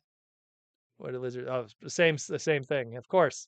Lin Minmay, some Macross or Robotech in most cases. But again, look, we have to figure out the formula. I mean, I've said it many times. Like, I have my way of how I go about it. I'm not going to say it publicly because maybe one day I'll get to swing up at bat and fix things. The opportunities will present themselves. I have my fingers within people that could possibly get me those meetings in the industry. Who knows? Who knows? But I always have my ideas of what could be done from a top-down level, meaning marketing, how this is done, timing, packaging, product, and it's hard to get all of those to work in tandem, but we'll see. We will see. Sarah says I was comparing Commander Optimus Prime 86 with my first edition Optimus Prime from Prime. So now Commanders are Voyagers because the shrinkflation. Well, I posted a very controversial image on Twitter many years ago where I opened up my, I think it was my Siege Sideswipe, and then I compared it to all the other Sideswipe Deluxes that we got before that. And we were already seeing from the Siege era that shrinkflation, if you want to call it that. And that was like, geez, when was that? Like, I want to say 2017, 2018, 19, around then. And people weren't happy then, you know? Plastic is more expensive, which is made from oil. Shipping is more expensive now. Gas prices went up. Then when the big V came around, then you had the excuse to do inflation there to fix the economy. I'm not going to get too deep into that silliness. And then we just ended up in the shit sandwich that we're living in right now. So, unfortunately. I managed to see T Formers 2002 says I managed to see TF1 3 times this past week. Due to my schedule, I'm not sure if I could go again, but I really want to. I'm going to try to figure out something. I want to see it at least one more time. I want to say I've seen it 4 times in theaters. I want to see it at least one more time, but I want to see it with a group of people that are so divorced from my hobby. Like they are totally from a different world, and get them to see it. That's what I want to do. And I know I could convince them. It's just getting the schedule together. I want to see it one more time, obviously, before TFCon Baltimore, you know, and then that'll be good. And then if it's pulled out of theaters, if it's pulled out of theaters before TFCon Baltimore, then maybe, just maybe, we could work out a little private screening with a bunch of fans at Baltimore. Maybe we could do some kind of hotel room thing. I don't know. I'm not saying we're doing something illegal, but if it's not in theaters anymore, you know, we'll see. We'll see. If it's still in theaters by Baltimore, then I will not do that. But we'll see. We'll see. It'd be nice to have a nice, proper viewing with all the fans. Dare I say, my hotel room will have more people in the audience than my actual theater. You know, but we'll see. That's something we'll contemplate as time progresses. I might be rooming with Cringe McCringle, who's in the chat here, so maybe we'll work something out. Cringe will be the destination of the weekend. That'll be pretty hype. We'll see. We won't advertise it because we might get in trouble, but I don't know. Something we will contemplate. Mark, thank you, Mark. The movie was called Subservience. Okay, there you go. There's another movie that's also with S. That's like another hot chick movie or something. Forget what it's called. I think it's with Demi Moore or something. Michael Butcher, I'm hoping to get more in scale Monstructor and Dino King down the road. Core class feels too small. Well, yes and no. It's small and honest when you think about what the old, well, you can barely see them because they're all cut off here, but what the old Monstructor was, he was a tiny combiner. And then when you look at the lore of Transformers Victory, they were also tiny combiners. But aside from that, I feel you. We'll probably see something like that. I want proper Pretender shells anyway, so if you do something where you could get Pretender shells, that'd be cool. But I mean, me and Pretenders and Takara Hasbro is fighting a war to get that to happen again. James Hopkins, hey, you might have Blu-ray by then. Yeah, I know. Well, that's what I'm saying. It sounds like a digital release will probably be available anyways, so we'll do some like big group screening. We'll watch it all together. We'll watch it all together. So what I'll probably have to do, maybe I'll have to bring my laptop with. Wait, do I? Oh no. I'll have to bring a laptop that has a DVD or Blu-ray player on it, and then I'll bring an HDMI cable that'll go out to the TV of the hotel, and then we could do a nice big screening. That'd be cool. That'd be cool. That'd be cool to do a nice group screening. Where are we at here? No matter the Prime cost. time. Welcome to the Chosen Prime tier. Thank you for joining. Thank you for joining, my friend. Nice seeing you again, Prime time. It's been a while. It's been a while, my friend. Where are we at? Where are we at? Michael Butcher, yeah, it's honest. Due to being pretenders, but didn't victories show how combined forms were as tall? Yeah, the combined Dino King was pretty tall. It was a shorter combiner, but it was tall as Star Saber. He was tall as Star Saber. So at least, yeah, I do agree with you there. That's why I said it's like a yes and no. It's like, yeah, the original toys were small.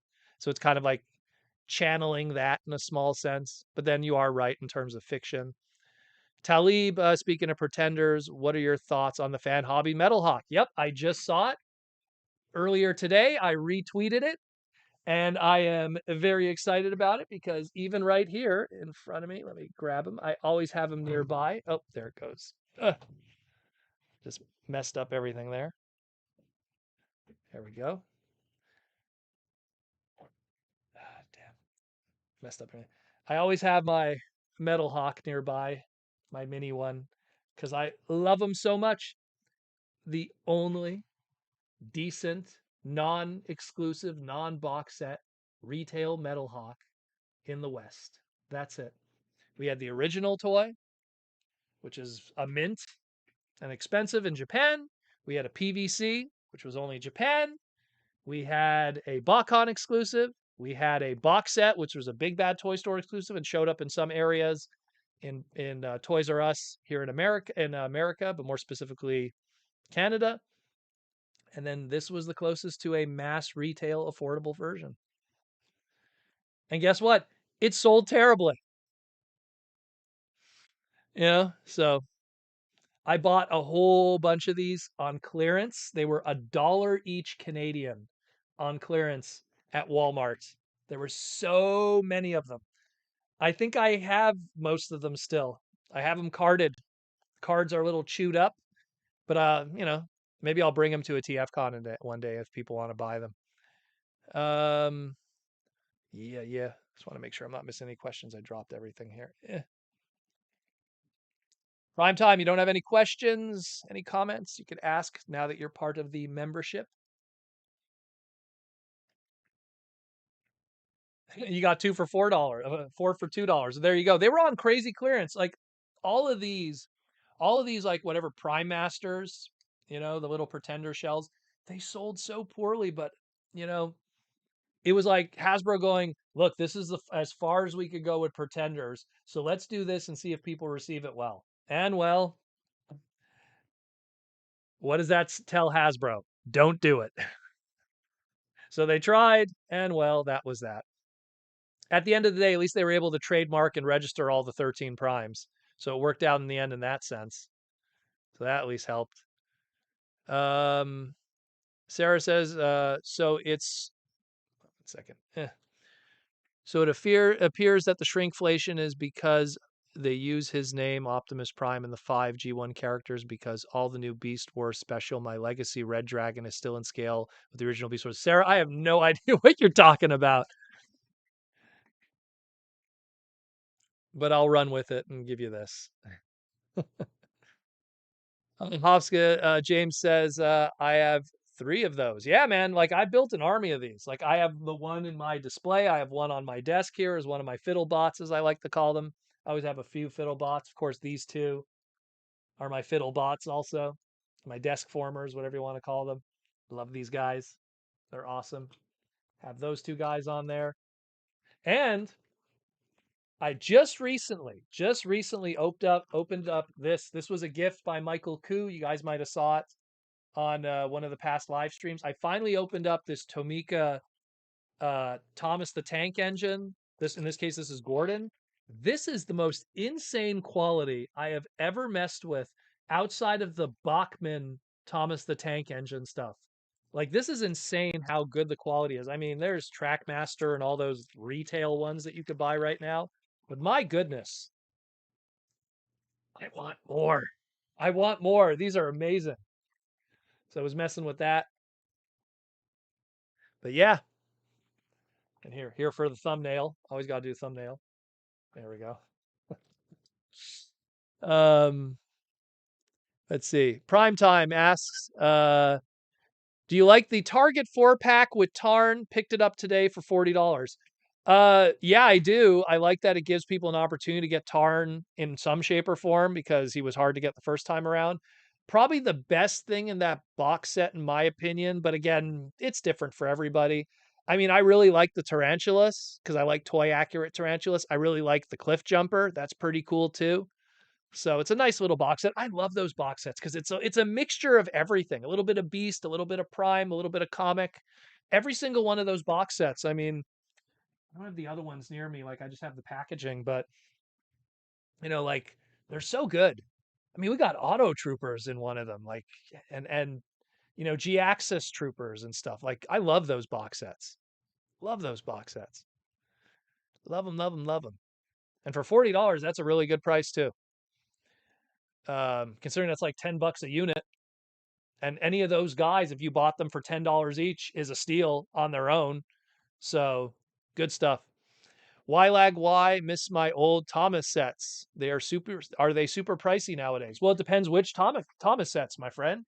Are you talking wooden? Are you talking the Ertl diecast? Are you talking Trackmaster? Are you talking Tommy? Are you talking I mean, there's tons of other stuff. Bachmann is the really expensive stuff. If there's like masterpiece of Thomas, it would be the Bachmann stuff. You know, you want a Thomas Transformer? There's a third party one which I still haven't gotten. What's wrong with me? I got to track down Steve. I think it was called Steve. Got to track him down. Steve. No, Steve.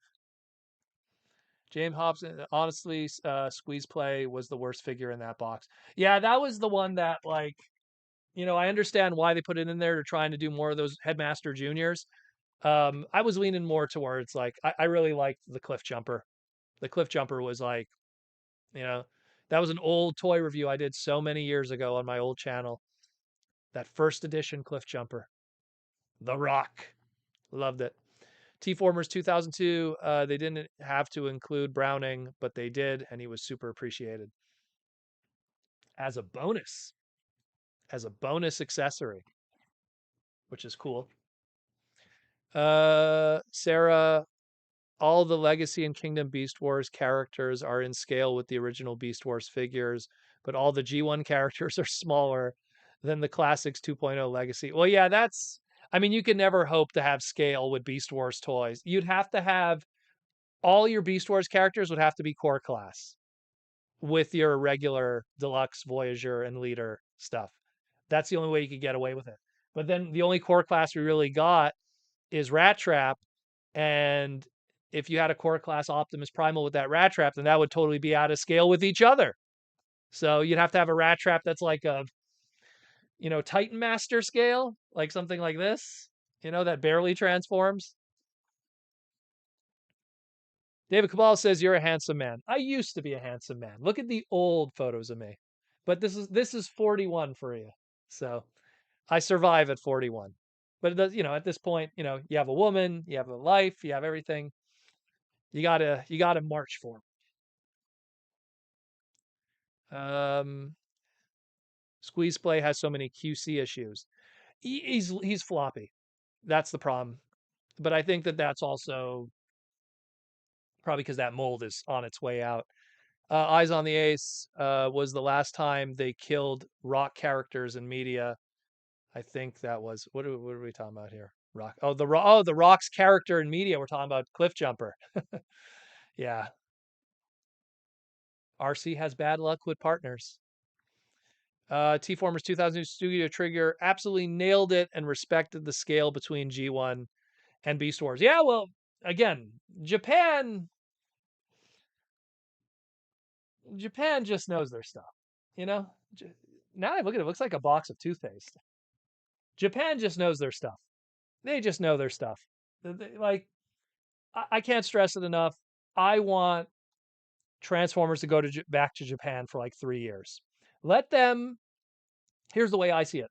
Let them do high quality TV series and let them do a low, like, we celebrate the Dragon Ball movies that are obviously, small theater animated experiences and we love them. Let them do the Transformer movie. Let them do an anime Japan and small theater location, small screening number anime movie release, and I'll be fine with that. Dragon Ball survives and is celebrated by millions of people around the world, and it doesn't have to be thrown in the face of a mainstream audience. And Transformers could do the same. You go to Walmart right now, you could buy Dragon Ball toys. You could watch Dragon Ball cartoons. You could buy Dragon Ball DVDs. There's Dragon Ball video games right now on mobile and on systems. I'm fine with Transformers being in that world. But you know what the difference is? Real talk. Dragon Ball is not tied to the profits of a publicly traded company that owns them.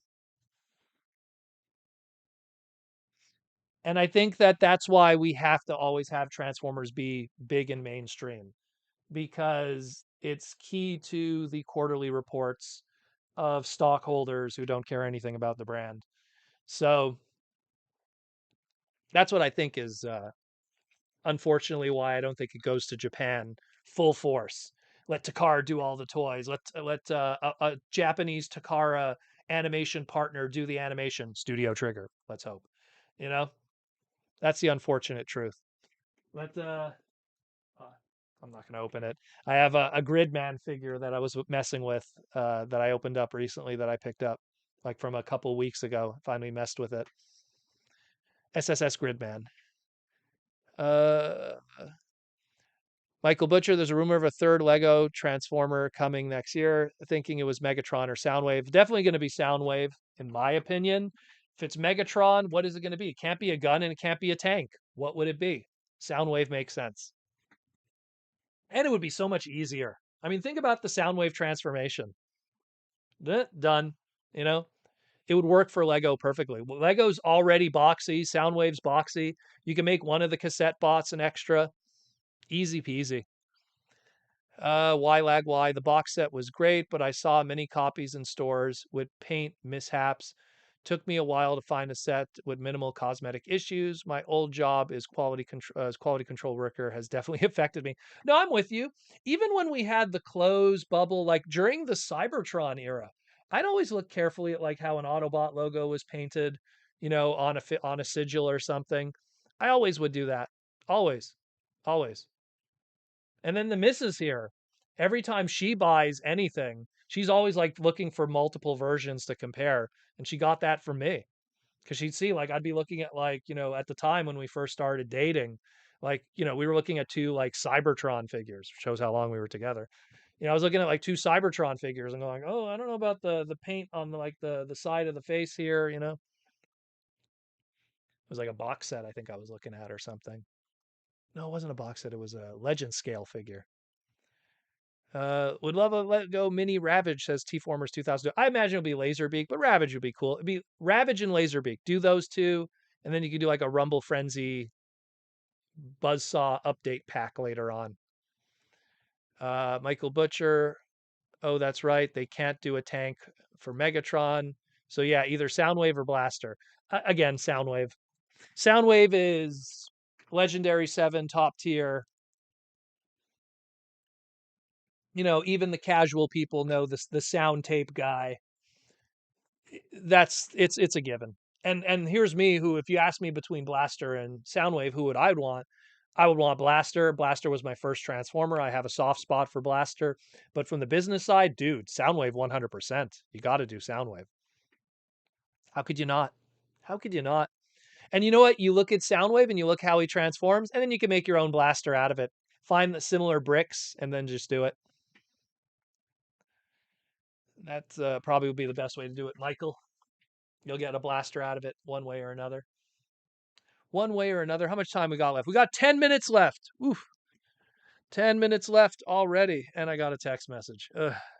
Every time. Every time. Lego Jet Megatron. I don't know. Now you're just kind of going you're going so far away from what a Megatron is, even though we've had plain Megatrons in many different shapes and forms. But I'm just saying, think about Lego collectors, right? Think about like how well received that Optimus Prime was, not from Transformer fans, but just Lego collectors that like the idea of owning the iconic Optimus Prime. I mean, the Bumblebee one did not do well. It did not do well because it kind of was a departure in a lot of ways. Yeah, it was close enough to the Volkswagen Beetle, but it also was a bit of a departure. It was more of a mainline Hasbro Bumblebee than it was a like masterpiece Bumblebee. Let's put it that way. A lamppost Megatron. Well, like you do a lamppost Soundwave. Uh, Lego cassette gift with purchase. Yeah, well, there's a lot of ideas there. This one over here is big with her minifigs and her Lego stuff. And I, if it wasn't for her, I probably would never really walk into Lego stores outside of maybe like, oh, are they doing like Bionicle something? Um, and it's just, I see how they're always doing some kind of bonus items or little things on the side, or you buy this and you get a bonus. I could see them like if they do the Soundwave and they want to ensure that there's big sales, it's like Soundwave will be like, let's say Soundwave is $89.99. Actually, that's too cheap for Lego. Let's say Soundwave's $100, $99.99. And they say if you buy Soundwave and spend more than $120, meaning you have to buy some other kits on the side, we'll give you this bonus cassette pack. And it's like, ooh, you're going to get me on that. You know you will. You know you will. Um, totally, they'll do something like that. I do wish Bionicle would come back and stick around. Well, they tried. They tried, my friend. They tried. But it was not in the cards. The cartoon was meh. The designs were kind of meh. And everything was kind of meh. Let's try again in, 10 years and see how it goes. Especially, you would think at a time when everyone was crazy about Lego, like the Lego boom because of the movie, and it still was meh. Do the deleted jet mode from the G1 episode. Yeah, let's do something super deep cut that no one knows about, even somewhat hardcore fans. T-Formers 2002, get Proto into a Lego store with a Mega Man set. Oh, God. Please, I hope not. I hope not. Mega Man is already costing me a lot of money with model kits and everything that Jada's doing that's knocking it out of the park. And supposedly there's going to be a Big Bad Toy Store exclusive Jada Mega Man figure coming this month. So, oof, expensive, expensive. Don Figueroa Megatron. Oh, let's piss off Don even more. There's enough drama with that one. There's enough drama with that one. We got 7 minutes left. My goodness, time is running. Get those super chats in now, my friends. Bionicle 2015 line I thought was great. That just didn't sell well enough. Well, and it's sad because it didn't sell well enough, despite the fact that they had TV series. They made sure that those episodes were available on streaming services. I believe maybe it was different from region to region, but I believe some of those Flash-based episodes were also um, they were also available on YouTube at one point. So putting it out there traditionally so that people could consume the media and then want to own the product, because that's I mean, should be no surprise, but the reality of toy sales is toys don't sell on their own. They sell because of a affliction or an association with a piece of media. We're buying, these guys, or even going all the way back, to these guys. We're buying it based off of a piece of media. You know, no one is buying, Kingdom. Let's bring old Yellow here, who didn't yellow for me, but no one's buying Kingdom Tigatron without knowing Beast Wars. There's that connection there. So it's the same thing. People want to be excited about buying toys. You have to give them the media to get them to be excited about it. Look at the Lego movie. All of those characters didn't exist until the Lego movie. Then you see the Lego movie, and all of a sudden you want to own Wild Style. You want to, where's my pants? You want to own Mr. Business and all that. You create the need to want those characters. I'm reminded of the Wonder Woman movie. That was the best example. Oh my goodness. I had a whole bunch of superpowers and DC gold card back 90s DC Wonder Woman figures that I bought from a guy's collection. Had them for a couple of years. No one was buying them. That Wonder Woman movie came out.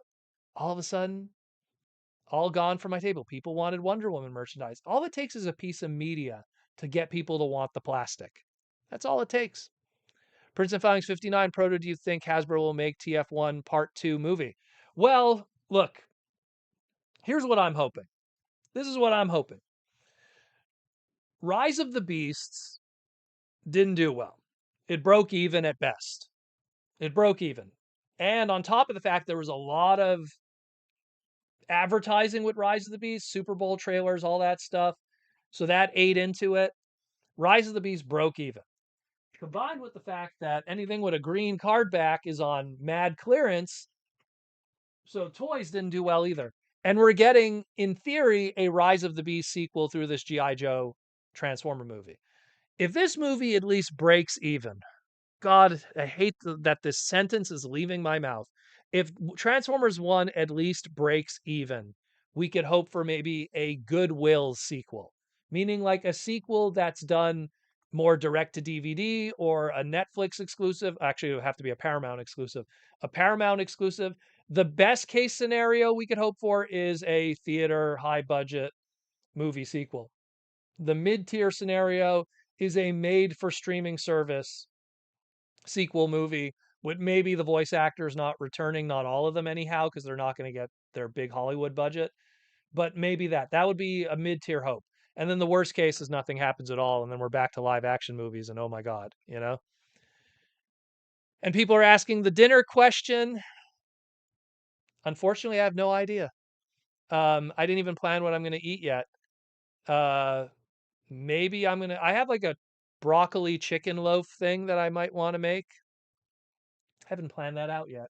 Because tomorrow we're going to be doing our groceries, and then I'm going to really like pick up my steaks and my broccoli and my bok choy, and then we're going to hit the Asian supermarket. We're going to do all that tomorrow. It must be asked. Everyone must ask. That's fine. It's totally cool. Let's make everyone hungry before we go today. That's the plan. Everyone turns off this stream and goes to their fridge afterwards. But yeah, totally. Thank you, Patrick, for the question. But yeah, again, that's how I could see Transformers 1 kind of kind of floating in the future because it isn't looking good. It's such a shame. Rise of the Beast had way more people in theaters. I saw that twice, and both times packed theaters. Packed theaters. People laughing. This time, zero. And Rise of the Beast ultimately in the end broke even because it had a huge budget to go up against. 300 million. And that's what's sad. $300 million. This is a $75 million movie. $75 million movie. And it can't even break even. Man, what is that going to say? What is that going to say to Hasbro and to Paramount and to the execs and the bigwigs and the suits? You know? Well, clearly we're not doing cartoons and dark movies anymore. No one wanted to see it. Lovely. Let me know what you think in the comments below in the replay of this. But we are done for tonight. Thank you again for all the super chats. Thank you for the new people that joined the YouTube membership. Prime Time Steven. Thank you again. Steven's been a longtime fan of the podcast. Now he's back in the membership. So thank you for joining that. Aside from that, I think we are done for tonight. Pretty good talk, everybody. Again, if you want to help support the podcast, we have that Patreon link down below. Also, in the link below, we also have the link for the Kickstarter for the Transformers Dynamite trading cards. Again, if you want to check that out, if you're curious to join the trading card army, that link is down there too, so you can go check that out. Just click it, take a look. If you're not interested, And that's cool, but that link is down there too. But also, again, join the Patreon and help support the podcast. We have one last super chat, though. Looks like the twins, the legendary twins of TFCon, got one more super chat in before we're done. The Twins Corner with the $6.99 super chat. Will the box office be the ultimate factor for a sequel for one? Do we have any other factors to rely on? This needs to succeed. This must change. Unfortunately, that's the reality. The people who decide ultimately in the end what goes forward with a schedule are the suits, are the bigwigs, are the guys in the ivory towers on top, the execs. And they look at numbers. They don't look at, well, but look at this. You know, Rotten Tomatoes says it's 98% fresh and it's amazing. They don't care about that because there's a lot of movies that are amazing that people love that didn't do well and we never hear about them ever, you know? So it's a tough one, you know? Look, let's just hope it breaks even and then the toys sell well. So, like, what we could do our part, we'll see the movie multiple times, we'll buy the toys, and then we'll give the positive vibes everywhere. And then we just got to hope that everything balances out, that they just kind of go, okay, you know what? We're not going to do the high tier of a sequel in theaters, but maybe we'll do a mid tier. Maybe we'll do a, Netflix, not Netflix. Again, it won't be Netflix, a Paramount Plus made for sequel or something. We'll see. We'll see. It's hard. I would hate to see that. I would want the big movie one because this is like I feel Transformers 1 is where Transform movies should be for the next millennia. That's just my take. I think it's what we should be doing. It's how we should be doing things. It's how we should be marketing it from a top to bottom perspective. But at the same time, who am I? Just a guy who knows how to make money. And isn't that what you want, Hasbro and Paramount? Anyways, thanks for listening. We'll talk again very soon here on the Transformers Slag podcast. It was a beautiful 2 hours with you all. We peaked at about 170 people and 2 Hasbro people in the audience. We'll talk again in the near future. I'm out. Take care of yourself, your friends, your families, your loved ones. It's a beautiful world out there with beautiful stuff. And I'm going to do the same. Hang out with the loved ones, play some video games, eat some good food, and enjoy life. I'm out of here. Take care. Roll out.